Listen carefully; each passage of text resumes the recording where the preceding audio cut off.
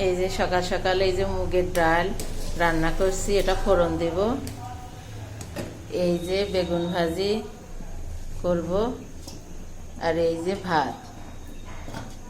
এই যে ডাল ফোড়ন দেব, কড়াইতে তেল দিয়ে দিলাম, এই যে শুকনো জল দিয়ে দিলাম, এই যে জিরে দিয়ে দিলাম। এই যে বন্ধুরা ডাল ঢেলে দিয়েছে এই যে ফোড়ন দিয়ে। এই দেখো ডালটা কিভাবে ফুটছে, কালারটা সুন্দর আসছে, দেখেছো বন্ধুরা।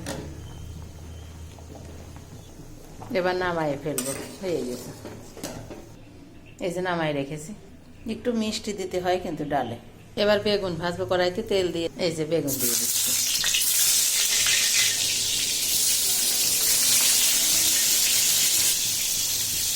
এই যে উল্টাই দিলাম বন্ধুরা। এই যে কয়টা তুলেছি আর এই যে ভাজছি। দেখো বন্ধুরা এবার খাবো। এই যে ভাত নিচ্ছি, এই যে বন্ধুরা ডাল নিচ্ছি ভাতে করে। এই দেখো